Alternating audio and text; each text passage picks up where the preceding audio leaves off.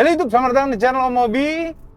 Nah, ini video penting untuk Anda yang mudik khususnya. Untuk Anda yang tidak mudik, ini ilmu yang penting juga bermanfaat untuk Anda.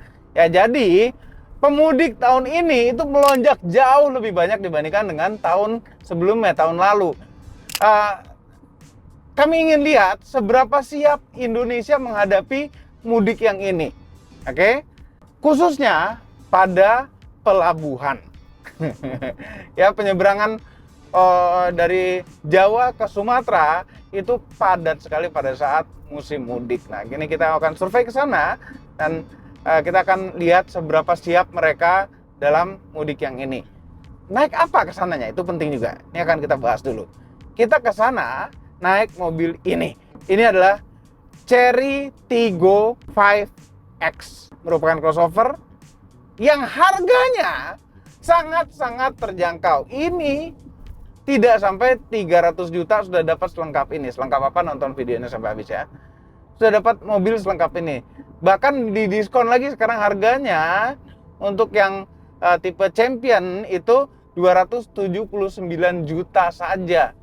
Anyway, mudik cocok pakai crossover. Untuk keluarga kecil, keluarga baru ya. Ini hanya 5-seater bukan 7-seater, pas sekali kalau punya anak 1, punya anak 2, mudik pulang kampung pas memakai mobil ini. Apalagi yang kami suka sekali ya, semuanya yang duduk di mobil ini akan terasa nyaman sekali juga karena ini suspensinya enak. Untuk yang nyetir tinggal pencet ini, adas pun hidup. Ini ada adasnya yang smooth sekali. Kami agak-agak surprise, mobil di bawah 300 juta, adasnya bisa se-smooth ini. Dia ngejaga jarak dengan mobil depan, dan kalau mobil depan ngerem, dia akan ngurangin kecepatan sama dengan kecepatan mobil depan. Enak mudik begini, nggak mikirin gas rem, dijagain kita sama mobilnya, biar nggak nabrak mobil depan. Seperti biasa ketemu macet, dan ini adasnya masih kami aktifkan. Sambil macet-macet gini, jalan pelan-pelan, kami tidak perlu sambil nginjek-injek rem, sambil nginjek-injek gas, gitu nggak perlu. Mobilnya yang ngegasin dan ngeremin sendiri, kecuali kalau sampai macetnya itu sampai berhenti atau di lampu merah berhenti, gitu berhenti, berhentinya itu di atas 3 detik. Untuk jalan lagi kita mesti nyolek pedal gas. Nah, ini berhenti nih. Nah, nih stand aktif, ACC stand aktif. Nah, ini suruh step on accelerator, baru dia bisa maju lagi. Pas banget ya. Dan kerennya ini tuh ada jaraknya nih, 13 meter, 12 meter ke depan. Dia mengukur jaraknya. Nah, ini tombol untuk mengatur mau seberapa jarak kita ke mobil depannya. Paling jauh tuh level 3 gini. Level 3 tuh ya ini 8 meter. Meter sama aja. Meter-meterannya beda-beda tipis kalau kecepatan lambat. Untuk kecepatan tinggi yang pasti berubah jauh. Oke, sebelum sampai ke pelabuhan kita istirahat dulu di rest area. Bukan untuk makan karena sekarang puasa, untuk melihat lebih detail lagi mengenai mobil ini.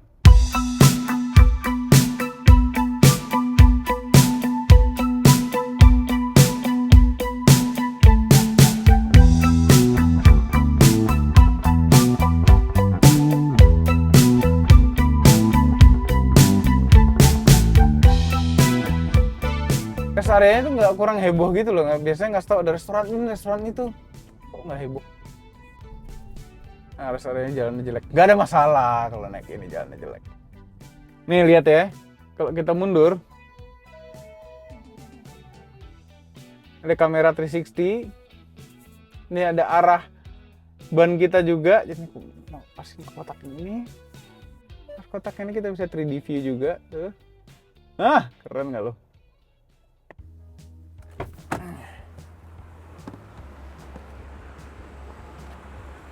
Tadi sempat hujan deras sekali. Nah, walaupun hujan deras, kami tetap pakai adaptive cruise controlnya, dan adaptive cruise controlnya berfungsi dengan baik tanpa terganggu hujan sama sekali. Nah, kita lihat eksteriornya nih. Lihat ini moncongnya baru fashionable design katanya. penuh dengan diamond ini. Grillnya ada seperti diamond, lampunya ada diamondnya juga. Ini lampu LED ya. Terus ini ada bentuk G seperti ini. Kalau sebelah sini G-nya kebalik. Nah ya kan, kebalik. Nah kalau lihat dari samping, ini velgnya terlihat nyaman.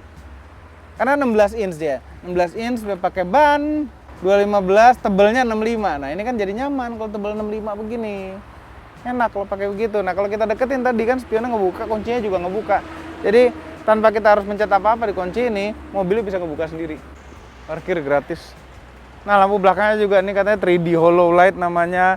Terus ini knalpotnya chrome plated, double exhaust modeling. Jadi ini model ala-ala knalpot. Dua double. Yuk kita lihat di sini.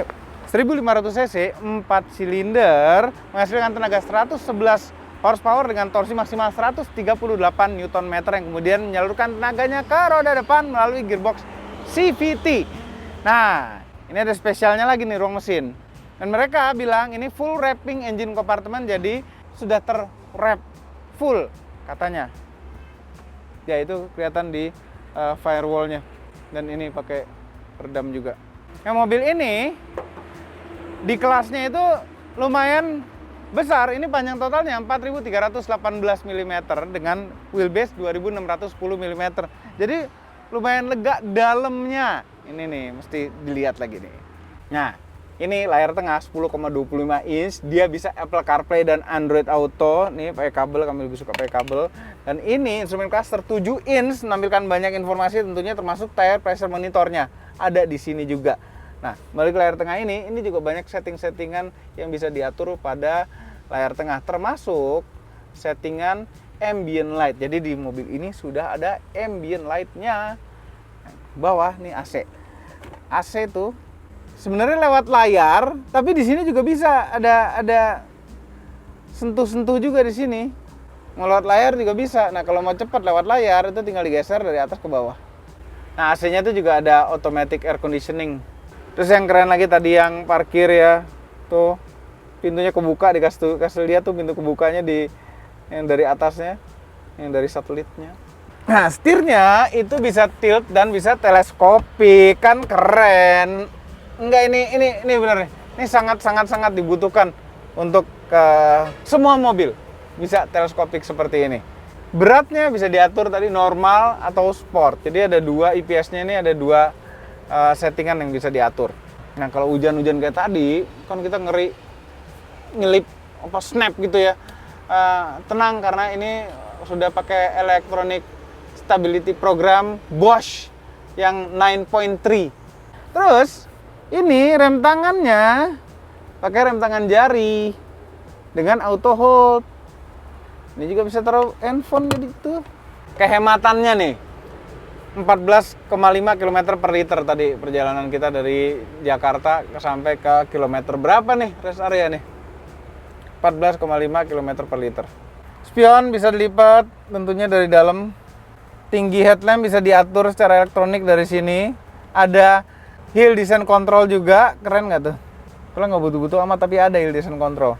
Ini kaca jendelanya kalau kejepit, ini anti dendimas jadinya. Kalau kejepit itu dia akan berhenti sendiri. Ini anti dendimas, aman dendimas ini. Pas kita pakai seat belt ini bisa diatur. Kadang-kadang kita tuh nggak cocok untuk nggak semua cocok dengan tinggi seat beltnya. Nah kalau bisa diatur gini enak. Ini asik juga ada sunroofnya. Sunroofnya tuh bisa dibuka loh. Tuh. Ini kalau mau kampanye bisa, cuma calegnya harus yang kurus banget ya. Bisa tilting aja, tilt bisa. Terus ini ada moonroofnya. Jadi ada pilihan kalau mau lebih terang lagi di kabinnya. Terus ada child lock-nya di belakang, penting sekali child lock ya. Emang ada mobil yang nggak pakai child lock? Ini ada colokan ISOFIX juga di belakang buat mana tuh? Tuh. Terus kalau misalnya terjadi apa-apa, udah dibilangin Zalik, di sini ada 6 airbag melindungi badan kita. Nah, dengan driving assistance system yang canggih begini, aman lah rasanya. Yuk kita jalan lagi yuk. Nggak sabar ngeliat pelabuhan.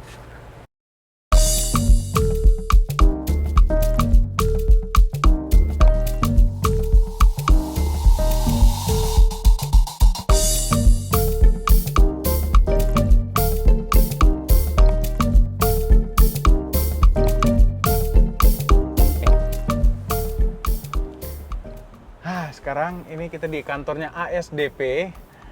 Sudah janjian sama senior general manager di sini. Ah, ini dia.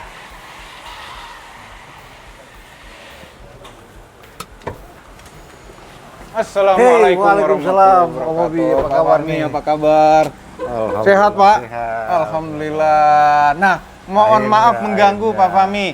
Kita ini penasaran.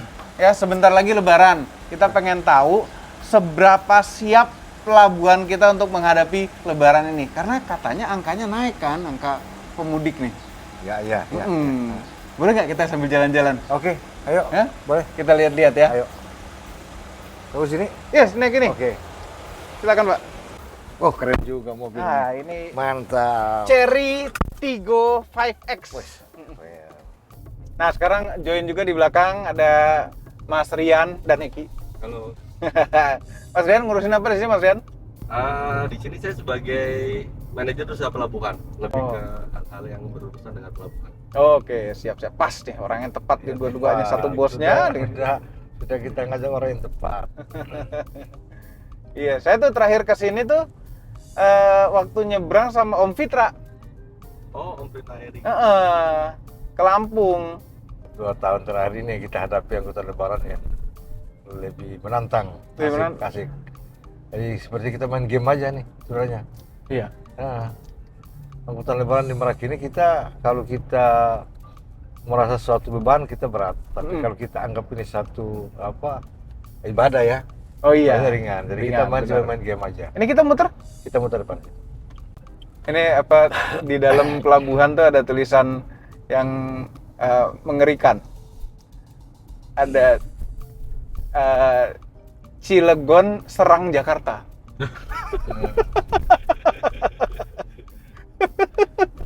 Cara spellingnya jadi Iya. spellingnya serang. Serang jadi serang gitu.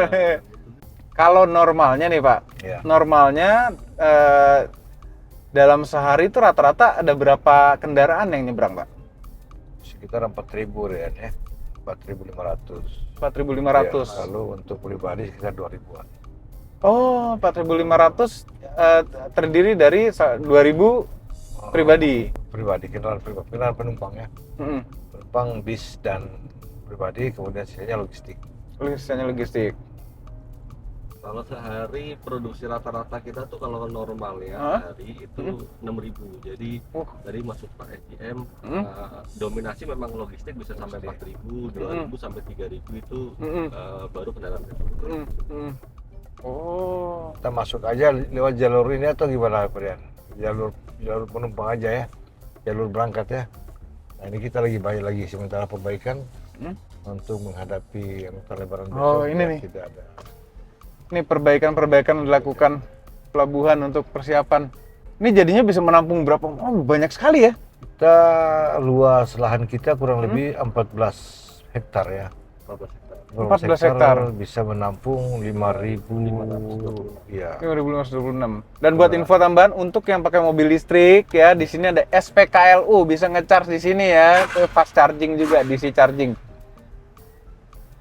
Ini posisi kalau kita sudah bertiket, mau masuk ferry. Ya, masuk ferry kita sudah bertiket, kita muter aja nanti kita muter Ya. lagi. Sudah bertiket, kemudian kita check in di sini ya, Cek in di sini. Ini kita masuk atau muter balik? Kita muter balik nanti. Kita nggak punya tiket ini. Iya, makanya. Nah, setelah itu baru kita menunggu jadwal kapal antrian, terus kemudian menuju ke kapal. Nanti di sini akan diarahkan oleh petugas kita. Iya, di sini langsung diarahkan. Jadi mau ke ferry yang mana di sini kan diarahkan ya. Ngantrinya di mana nih? Nah, biasanya di hari-hari puncak atau masa-masa peak season itu di H-7 sampai dengan H-1 ya, kalau nggak salah ya. Itu masa-masa puncak. H-7 sampai H-1. Iya. H-7 itu berarti kira-kira minggu depan ini, Pak? Minggu depan ini sudah mulai traffic sudah mulai naik nih. Iya. Mulai meningkat.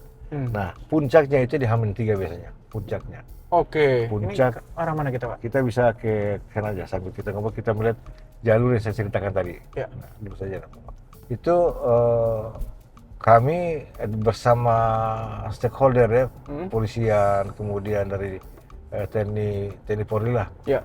Nah itu di luar pelabuhan diatur oleh kepolisian ya, mengatur rekayasa lalu lintas. Oke. Dari kepolisian, kemudian kami TikTok, komunikasi, koordinasi dan kolaborasi dengan stakeholder, dan kami mengamankan kondisi di dalam pelabuhan sambil terus berkoordinasi dengan pihak kepolisian yang menjaga di luar pelabuhan. Nah, pada saat ketika kondisi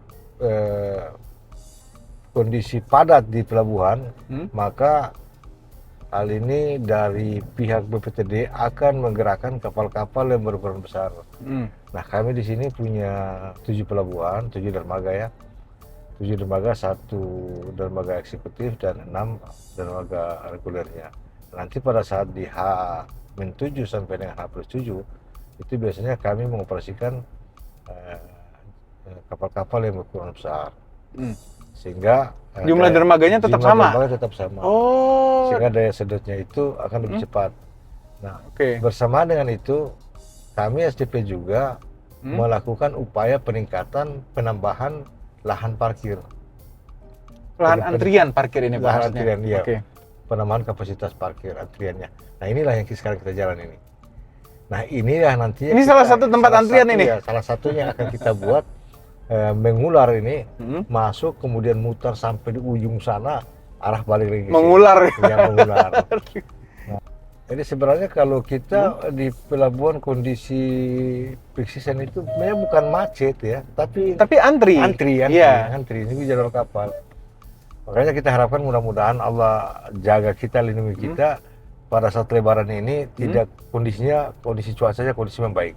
Iya. Itu aja. Wah, itu cuaca pengaruh sekali itu. Pengaruh banget. Karena dermaga pasti tutup ya. Wah, kalau sambil goyang gitu bisa juga nggak jadi docking itu Pak? Nggak jadi merapat kapal harus keluar dari dermaga kan. Oh. Karena sangat bahaya. Oke. Kapal berada di dermaga.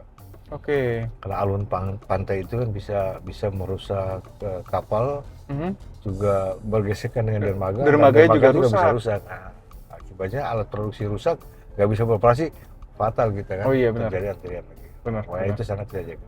Mendingan kita berhenti 2-3 jam, menunggu cuma kondisi reda, baru kita jalan lagi, atau daripada kondisi antri deh gitu ya. Iya, antri deh gitu. Ini yang atas buat jalur manusia ya Pak? Saya kok belum pernah naik bridge ini nih Pak? Ya.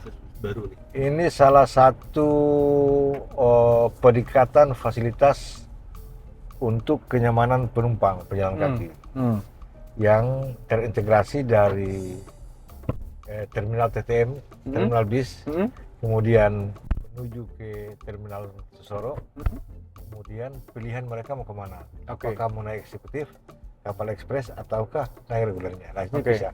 Nah, ini yang kita siapkan. Fasilitasnya ini.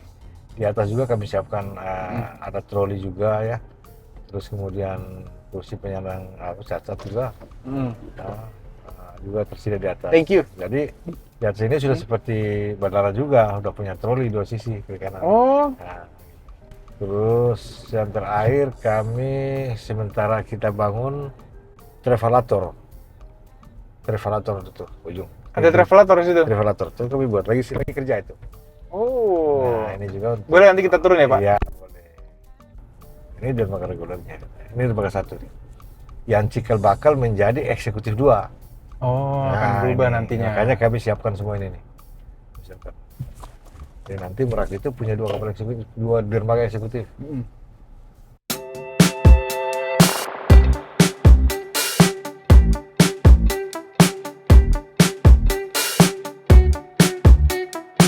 Barusan dijelaskan rekayasanya oleh Pak Fahmi, apa nanti kalau misalnya antrian sampai ke jalan gimana antisipasinya, ternyata sudah direncanakan semuanya sehingga harapannya nanti akan lancar ya. Insya Allah bisa lancar.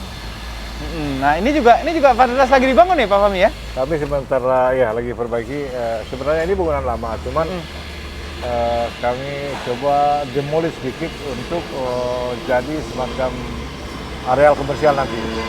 Jadi ketika Lebaran nanti UMKM nanti akan menggunakan, kami tersedia di sini untuk memberikan kemudahan kepada pengguna jasa Oke.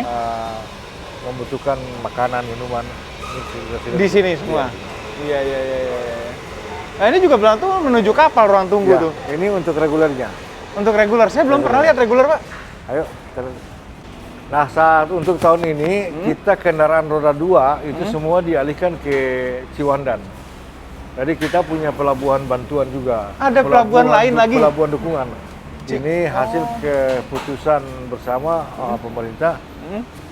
Pelabuhan Pelindo Ciwandan itu digunakan sebagai pelabuhan yang nantinya mendorong logistik golongan 7-8. Oh. 3 subuh ke atas. Oke. Tidak memberikan kepadatan yang berlebihan di sini. Kemudian roda 2 juga dialihkan ke Ciwandan. Selain itu ada salah satu pelabuhan lagi, pelabuhan BBJ juga. Itu kita gunakan juga untuk mendukung kelancaran angkutan lebaran tahun 2024 ini. Berarti itu dipecah ya? Dipecah. Jadi 3 pelabuhan nanti. Nggak khawatir desek-desekan lah. Bisa. Ini salah satu fasilitas penunjang untuk pengguna jasa pejalan kaki. Jadi bisa masuk. Ini gimana? Terus nih. Aman. Keren kan? Kayak di airport. Oh. Tapi namanya seaport, bukan airport. Belum nyala ya, nanti begitu buat arus mudik nih akan nyala. Oh, masih Oh, dibatasi. ini dia. Kita masih. Nggak apa-apa, kita intip Sebenarnya aja dah. bisa sih, tapi kalau ini dermaga 1, 2, 3 sampai dermaga 7 paling akhir.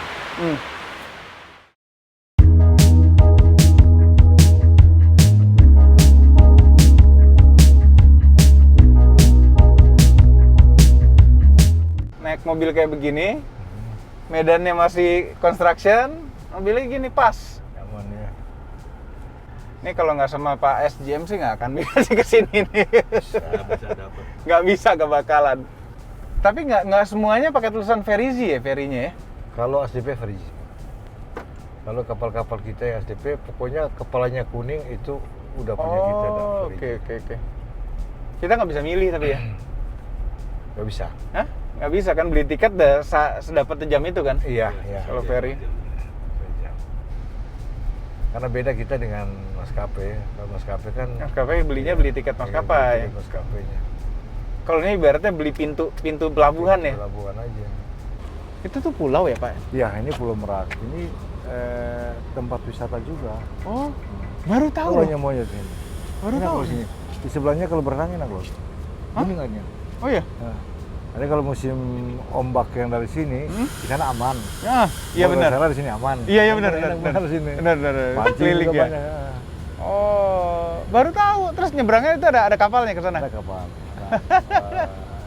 Moring-moring kan. Ya, sewa gitu. Ini tuh ada ferry. Sekarang yang beroperasi nanti berapa ferry Pak pas lebaran? Kita kalau lebaran biasanya kita pasangkan yang mengatur jadwal kan bukan dari kami. Kami menyiapkan Kapal-kapal yang besar-besar nih. Ya, kami menyiapkan dermaga ya, pelabuhan kan. Nah, yang mengatur itu dari BPTD, Balai Transportasi Darat, pengelola transportasi darat BPTD. Nah, mereka yang menjadwalkan kapal. Tetapi pada saat sebelum masuk angkutan lebaran biasa kami lakukan rapat komunikasi. Pasti ya. Nah, kita sepakati di situ bahwa akan mengoperasikan kapal-kapal besar ketika kondisi padat peak. Ya. Jadi 34 kapal sampai dengan 38 kapal biasanya. Kapal yang berukuran besar.